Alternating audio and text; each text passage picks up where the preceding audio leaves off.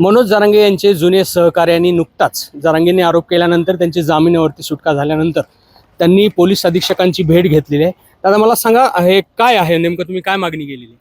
मी ह्याच्यात मागणी narco taste आणि SIT चौकशीची मागणी केली, पण मला ह्याच्यात ED CBI साऱ्या चौकशा पाहिजेत. मी जर कुणाचे पैसे घेतले असले तर मी सिद्ध होईन गुन्हेगार, मी त्यांची सुपारी घेतली असली तर ह्या चौकशात मी सिद्ध होईन. आणि जर नसन घेतली आणि ते जर माझ्यावर आरोप करीत असले तर त्याच्यात बी मला सरकार न्याय देईन ना. तुम्ही धनंजय मुंडेंच्या मार्फत गाडीने म्हणा किंवा अन्नात विष घालून अशा प्रकारे आपला घातपात करणार होते असं स्वतः जरांगेंनी म्हटलेलं आहे, जे की तुमचे पूर्वीचे सहकारी समजा सोबतच होतात तुम्ही. मग आता असं काय झालं की तुमच्यावर त्यांनी आरोप केले असं वाटतं? मग मी काय म्हणतो, ते तसं म्हणतात तर दादा गरुडने त्यांना रेकॉर्डिंग दिलेलं, त्या रेकॉर्डिंग मध्ये त्यांचा काय विषय, त्यांच्या पुराव्याचं दादा गरुड मला बोलतोय आणि मी ते पुरावे मागू नयेत. मला वाटत नव्हतं ना समाजात कुठं खाली मान घालायचा टाइम येऊ नये पाटलावर, पण त्यांनी माझ्यावरच घातलं. दादा गरुड तिथं जाऊन भेटला, हसत हसत सांगा लागला असं तसं, ते ठरून बैठका धनंजय मुंडेला तिथून कॉल करणं, तिथलं ते CDR काढा त्या दादा गरुडचा, त्यांचा ते कुठून कॉल केलेला आहे का विनाकारण एखाद्या नेत्याला टार्गेट करणं, पण ते वैयक्तिक त्यांचा प्रश्न राहिला. पण माझ्यावर जे आरोप केलेत ते आता मी त्याच्यासाठी SIT चौकशीची मागणी केली, जेवढ्या आहेत चौकशा त्याच्या मागण्या केल्यात. त्यांनी सामोरं जावं त्या चौकशीला, मी 2 दिवसाचं त्यांना मुदत देतो. म्हणजे स्वतः जरांगेंनी पण यायला पाहिजे नार्को टेस्ट हा, तेच कधी बी म्हणत असतात ना, माझी नार्को टेस्ट करा, SIT चौकशी लावा, मी कशात बी तयार आहे. मग आता त्यांनी तयार व्हावं माझ्यासोबत. बरं, दादा गरुडचा काय संबंध, हे कोण आहे ते, त्यांचा तुमचा कसा परिचय? दादा गरुड काय मला भेटला, मी माझे पैसे 11 लाख रुपये परळी मतदारसंघातल्या 2 माणसाकडे अडकलेले आहेत माझ्या भावाचे. आता माझे पैसे निघालात. 2016 पासून जरांगे पाटलाचे, माझे आणि धनंजय मुंडेचे संबंध, ते बी पुरावे आहेत माझ्याकडे. 2016ला नारायणगडावर आम्हाला झेंडा बांधायचा होता, त्या टायमाला आम्ही सुरेश अण्णा धसकडे गेलतो, जयदस अण्णा क्षीरसागरकडे गेलतो, तर त्या टायमाला विरोधी पक्ष आपले धनंजय मुंडे साहेब होते. तर पैशाची मागणी केली, त्या कार्यक्रम आम्हाला झेंडा घ्यायचा होता, त्या कार्यक्रम घ्यायचा होता, पण त्या कार्यक्रमाला बुक छापले होते, पावत्या छापल्या होत्या, तो कार्यक्रम कॅन्सल झाला. मग नंतर ते म्हणले माझा अपमान होईल, तुम्ही पाटील म्हणले आता कार्यक्रम कॅन्सल झाला, माझा अपमान होईल, तुम्हाला त्या कुपरडीच्या आरोपीला मारावं लागेल. आणि मी खोटं बोलत नाही, नगद नारायणाची शपथ घेऊन शकतो. मडी आहे का एक खनिपनाथाची मडी, त्या विश्रामगृहाला होतो, तिथं मला ते म्हणले तुम्ही जर त्यांना नाही मारलं तर मी आत्महत्या करेन. आणि इमानदारीने मी, आमच्या इकडे नगद नारायण एवढा पवित्र गड आहे, त्याची शपथ कोणी खात नाही. त्या नगद नारायणाची शपथ घेऊन सांगतो, हे नाही ते करायला लावलं आम्हाला. आणि कोबडीच्या आरोपीला मारहाण करायला त्यांनी लावलं. आणि मी जर खोटं बोलत असलं ते नगद नारायण मला माझा अख्ख्या संसाराचं वाटोळ करून टाकेल. तुम्हाला शिक्षा काय झाली होती, काय होती? 20 महिने अंडरस्टाईल केस चालली, 5 वर्षाची शिक्षा लागली त्याच्यात. जरांगेंना ते काय पळून आले, म्हणले 8 दिवसात सोडतो, आणि म्हणले मी दुसऱ्या मजल्यावर उडी खाल्ली. मग आम्ही त्याने हाणले, आम्ही कुठं पायऱ्याच्या खाली त्या आरोपीचं आमचं झालं. आणि हे म्हणले मी दुसऱ्या मजल्यावर उडी खाल्ली, मग हात मोडला.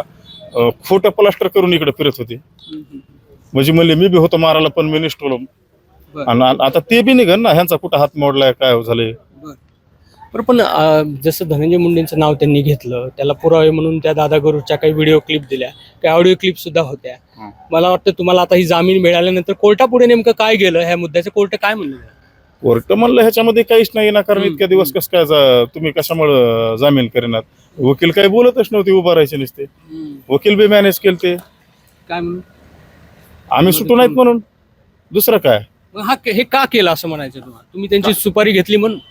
आता मी जर सुपारी घेतली तर मग सिद्ध काय झालं, त्या चार्जशीट मध्ये काय आहे. आणि दुसरी गोष्ट हे चुकली, दादा गरुडनी ह्यांना ज्या रेकॉर्डिंग दिल्यात त्या रेकॉर्डिंग व्हायरल करा म्हणा. त्या दादा गरुडचं माझं जे संभाषण झालं त्या रेकॉर्डिंग मध्ये तुमची सुपारी कुठे आहे? तुमच्या पुराव्याच बोलतो आम्ही, आणि तुमचे पुरावे मी तिथं जाऊन बी देणार नव्हतो, तुमचे पुरावे तुम्हालाच आणून देणार होतो. ह्या दादा गरुडनी कोणाला विकले असते, मी त्याच्यामुळे त्याला बोलत होतो, ते माझ्या रेकॉर्डिंग करीत होता. कुणाचे पुरावे होते? जरांगेंची पुरावे होते? हा, दादा गरुड मला जरांगे पाटलाचे पुरावे आहेत. म्हणलं ठीक आहे, चालतंय. आणि माझा CDR सारा काढलाय, माझा आणि धनंजय मुंडेचा कुठोरही लांबवर संबंध नाही. त्यांनी उगा हे सर जे लावलंय त्याच्या सारा CDR निघलाय, सर निघलंय, कॉल नाही, कुठं काय नाही, फक्त तेवढीच एक भेट. हे तुमच्यावर डाग का लावला असेल असं, त्याच्यावर काय तुमचं डाग आता मी नाही सांगू शकत, ह्याच्या मागाला काय इतिहास आहे. काही कायला वाटलं असेल ह्याने समाजासाठी एवढं केलं, ह्याचं नाव बदनाम केलं, तर मग काय असते तिथं लाभार्थी टोळी, त्यांना माझं थोडं हे झालं असेल, त्याच्यामुळे केलं असेल. एक जणाला हाणलं होतं मी रायगडला, महाराजाच्या पुतळ्यावर यांना होता तो हार घालायला, तर त्याने पाय दिलता. पब्लिक खालून शिव्या द्यायला लागली, खाली आला की दिली एक काना मागे, तुला अक्कल आहे का म्हणलं, महाराजाच्या पुतळ्यावर तू पाय देऊन हार घालतो. त्यांनी त्याचा राग काढला असेल. दादा करुटकर काय असं नेमकं? ते काय SIT तच सर कळलं आता काय काय नाही. त्याला कुणी पाटील, कोण कोण नेते टार्गेट करायचे होते, कोणाला कसं फसवायचं होतं, कुणी कुणाच्या सुपाऱ्या घेतल्या, कुणाचा आका कोण आहे, हे सर त्याच्यात निघेन SIT मध्ये आणि नार्को टेस्ट मध्ये. मी जर काही पाप केलं असलं तर माझं बी निघेन ना. तुमच्याकडे काही रेकॉर्डिंग आहे? माझ्याकडे काय नाही. आता मी हाय असाच खाली हाते, माझ्याकडे काही नाही. माझ्याकडे आता हे हाय, हेच बोलतो, हेच एवढे मोठे प्रूफच मी एवढं 20 महिने ते जेल काढलं, हे काढलं, आता हे एवढा मोठा प्रूफ आहे ना, चार्जशीट मध्ये मी काही केलेलंच नाही. आणि काय प्रूफ पाहिजे तुम्हाला? नाही, तुम्ही तर असं म्हटलं होतात की बोलत की 2 दिवसांनी मी सांगेल आणखी, नेमकं काय सांगणार? सांगन ना, आणि 2 दिवसांनी बरोबर बोलतो मी. तुम्हाला बळीचा बकरा केलं का, किंवा तुम्हाला टार्गेट करण्यामागचा काय उद्देश होता जरांगे पाटलासाठी? त्यांचं ते आता काय विषय त्यांनाच माहिती. मला टार्गेट करून त्यांना काय सिद्ध करायचं होतं, मी त्यांचं काय सिद्ध काय करायचं होतं त्यांना, ते आपल्याला नाही कळलं. तुम्हाला असं वाटते धनंजय मुंडेचं नाव गवण्याचा प्रयत्न केला मग तुमच्या मागे? मग मी म्हणतोय ना, नार्को टेस्ट घ्या ना दोघांची बी, SIT नार्को टेस्ट. जर आम्हाला सुपारी दिली असली तर निघल ना त्याच्यात, पण विनाकारण एखाद्या नेत्याला टार्गेट करू नका ना. 2 कोटीची सुपारी दिली होती म्हणजे. हा, 2 कोटीची सुपारी दिली, मग सारा तपास केला ना, कुठं काय तर निघलं नाही सुपारीचं काही.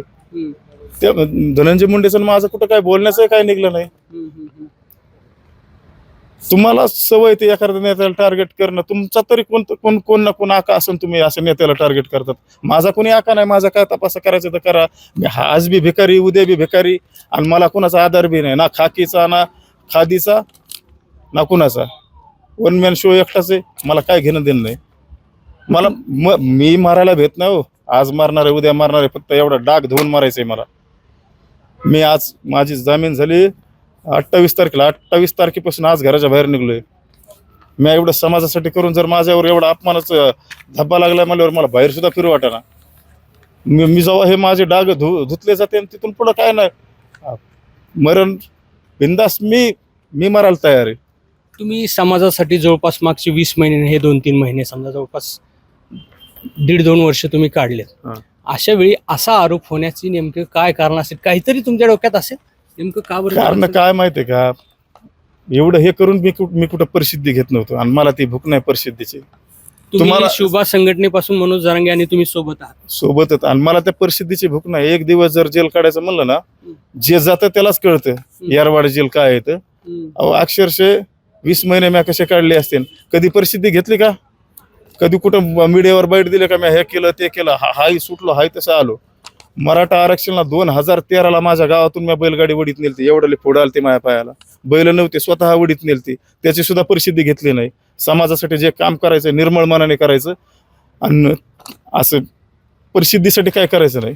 आणि एक ना एक दिवस तो इतिहास उघडा पडतोच ना, पडन तो बी इतिहास उघडा. ते बी मीडियावर सर आहे त्या टायमाला G24 तास होतं, जय महाराष्ट्र चॅनल होतं, इनाकराव मेटेच्या नेतृत्वाखाली नेलता मी त्या टायमाला. काय उघडं पडेल वाटतंय तुम्हाला? पडन ना, काय उघडं पडन, जे मी कार्य केलेलं उघडे पडन, त्याने केलेलं पडन, जे काय असेल ते उघडं पडन. आंदोलनात नेमकं काय काय झालं त्याचं काही तुम्हाला आहे? म्हणजे अनेक वेळा असं तुमच्या बोलण्यात तुम्हाला जाणवतंय की काहीतरी तुमच्याकडे आहे म्हणून तुमच्यावरती तो आरोप होला, असं तुम्हाला म्हणायचंय? 2 दिवसांनी बोलतो मी सर, काय 2 दिवसांनी सांगतो तुम्हाला. ते म्हणजे तुम्हाला पुढे करून कुणाला टार्गेट करणं हा पण एक भाग होता त्याच्यावर? मला पुढे करून काय, मी कशाला दुश्मन आहे घेऊ? माझे खायचे वांदे येतं, माझी बायको दररोज लोकांचे इथं 200 रुपये वजन जाते, आणि तिनेच पैसे दिले त्या बाई 500 रुपये. आता इकडे यायला सुद्धा पैसे नव्हते मला, तिच्याच पैशावर आलो. माझ्याकडे काय नाही, माझं काय चेक करायचं तर करा. माझ्या कवाड चौकटी साडल्या तर सोडून बाजूला पडल्या तर, माझं काय चेक करायचं तर करा, जेवढं काय असेल. कांचन साळवीची तुमची काही ओळख आहे? मित्र आहे माझा, 2006 वर्ष झालं माझा मित्र आहे. पण तो PA धनंजय मुंडेचा असा आरोप होता जरांगेंचा. PA नाही, कार्यकर्ता बीड जिल्ह्यातला नेता आहे, कुणी कुणाला भेटू शकते, असं थोडंच आहे. माझा मित्र आहे, त्यांनी नेलं माझ्या भावाचे 11 लाख रुपये तिथे अडकलेले. त्या माणसाचे नाव सुद्धा सांगतो, ते प्रूफ सुद्धा आहेत आमच्याकडे, फोन पेला पैसे टाकलेले. त्या संदर्भात मी भेटायला गेलतो. माझे पैसे निघतील कसे, मला तिथला स्थानिकच नेता पाहिजे ना पैसे काढायला. शंकर शेजूळ म्हणून त्याच्याकडे काही, आणि अनिल साळुंके म्हणून त्याच्याकडे काही पैसे आहेत, माझ्याकडे प्रूफ होतं, दिलेच बी त्यातले काय वापर? त्याच्यातले काही दिलेत बी आणि त्याच्यामुळे पैसे बी फोन पेलाच पाठवलेत, ते सारे प्रूफ होत त्या संदर्भात. आता मी कोणाला जाऊ? शोभा संघटनेचं. या बाई शिवभा संघटनेचं मला तालुका अध्यक्ष केलेलं. बरोबर. पण आता मला परत एकदा तोच शेवटचा प्रश्न विचारतो मी की काय असं कारण आहेत की जेणेकरून तुम्ही असेल दादा गरुड तुम्हाला अटॅच झाला तो कुणामार्फत झाला? दादा गरुड नेमका कोणाचा मला दादा गरुड तिथं भेटला, ते मला माझ्याकडे असं आहे तसं आहे. काय पुरावे कुणाचे पुरावे? पाटलाचे. अच्छा, हा. दादा गरुड हा, आणि माझी एक विनंती, दादा गरुडने जेवढ्या माझ्या रेकॉर्डिंग दिल्यात ना ह्यांना, त्या साऱ्या व्हायरल करा, एक एक नका, साऱ्या व्हायरल करा. त्याच्यात पोलिसांना दिलेत ना? त्यांनी काय पोलिसाला कुठं दिल्यात? पाटलाला दिल्यात. पाटलाने जे आमच्यावर जे समजा व्यापार फाडलाय त्यांनी इथं जे रेकॉर्डिंग दिल्यात ते इथं द्यायला पाहिजेत ना एसपी ऑफिसला. सगळ्या दिल्या नाहीत पोलिस? नाही दिल्या. काय करायचं, सिद्ध काय करायचं? म्हणजे तेच एडिट करून पुन्हा व्हायरल करायचं त्या समाजात. म्हणजे आरक्षण मिळवण्यासाठीचं आंदोलन होतं, मात्र हे कुठं दुसरीकडे जातं. एखाद्या नेत्यांना आरोप करणं किंवा आपली सुपारी दिली, हे सगळ्या गोष्टी होत्या. ह्याच्या मागे काय वाटतंय तुम्हाला? नेमकं काय कशामुळे असं? आता मी काय म्हणतोय, सुपारी जर दिली, ज्या टायमाला पहिल्या केसमधले फुटले ह्यांच्या विरोधात गेले त्या टायमाला मला बी पैसे भेटत नव्हते का? मी का म्हणून नाही फुटलो? आणि आता 50 लाखात 1 कोटी तर 1.5 कोटीत. आणि ह्या गोष्टी सुपारी घेणं सोपं आहे का? सुपारी घेणं सोपं आहे का? ह्यांच्या पुराव्याचं आम्ही बोलत होतो आणि ते जे बोलत होते दादा गरुडन, मी त्यांच्याकडे आहेत 70 रेकॉर्डिंग, ते व्हायरल करा म्हणा. त्याच्यामध्ये तुमची कुठं सुपारी काय आहे, काय माझं नाव बदनाम व्हायचं तर होते ना. यांच्याच पुराव्याचं बोलतोय मी. धनंजय मुंडेच का असतील असं वाटतंय पाटलाला? त्यांचं काय मला काय कळना, त्यांचं काय दोघाचं येतं. बरं. त्यांचं काय असं टार्गेट, पाटलाचा एखादा आका असेल धनंजय मुंडेला टार्गेट करायला. अच्छा, बरं. आता इथून पुढे तुमची लढाई काय नेमकं? आता ही मागणी नाही झाली तर काय? माझी ही सत्याची लढाई आणि मी आहे का, हे माझं जोपर्यंत मान्य होत नाही, म्हणजे चौकशी होत नाही, तोपर्यंत मी शांत बसणार नाही. नाही तर आत्महत्या करीन मी. हे डाग लावून मी मरू शकत नाही.